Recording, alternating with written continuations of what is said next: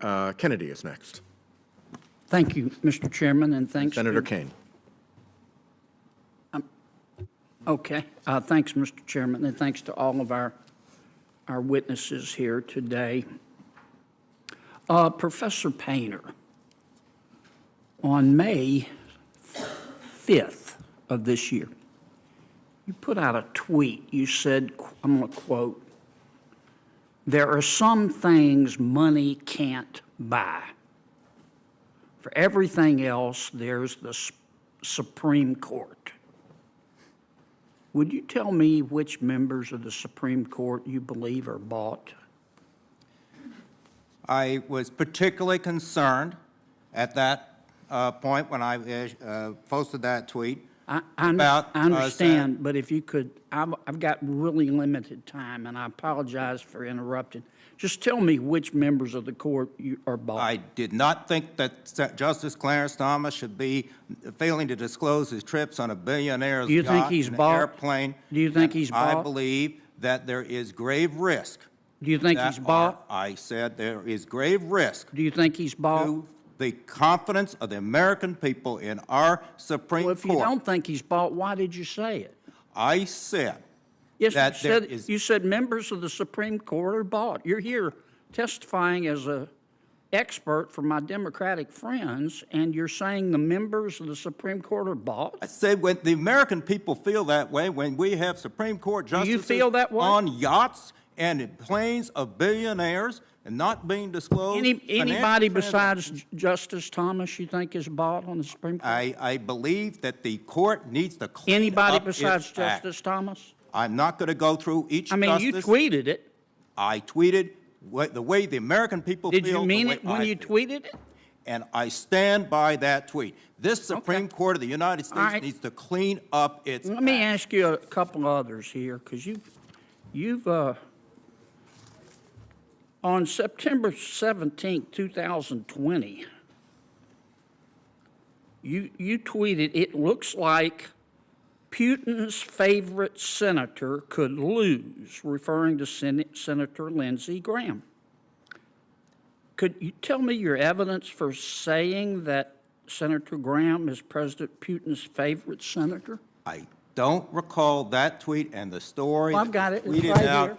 It's right here.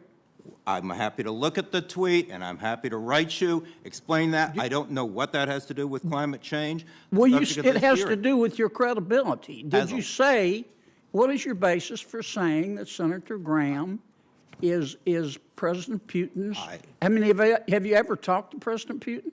I have not talked to President Putin, and I would be happy to go look at the tweet and look at the story that I tweeted out and what Senator Graham had said. Today's Senate hearing took a sharp turn as Senator John Kennedy confronted Professor Richard Painter, a former ethics lawyer and law professor, over a series of controversial tweets. What was supposed to be a discussion about climate change and judicial ethics spiraled into a heated interrogation on credibility, political bias, and inflammatory public statements. Let's break it down. Senator Kennedy begins by referencing a tweet from Painter saying, "There are some things money can't buy. For everything else, there's this Supreme Court."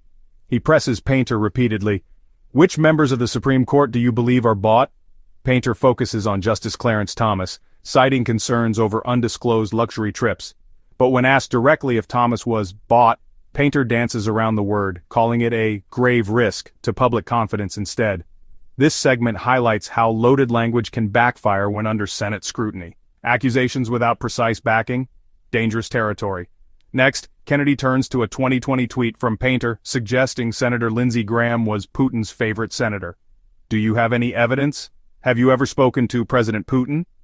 Painter doesn't recall the tweet but promises to look into it.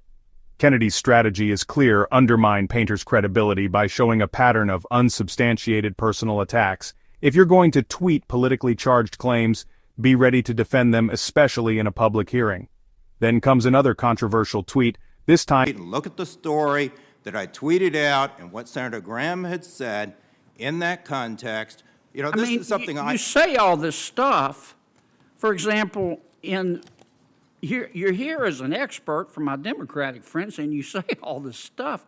You called on September 16, 2023, a professor at the University of Chicago, very distinguished professor, Brian Leiter.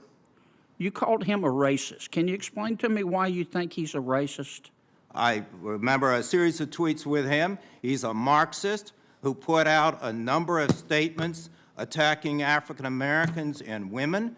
And he also was raising money for someone who had called the police on a black student for sleeping in the common room, and now has a wokekkk.com website attacking That's me. fair enough. So fair enough. I will just say one thing that I learned in high school debate, that when you have no argument, you simply change the subject. All right.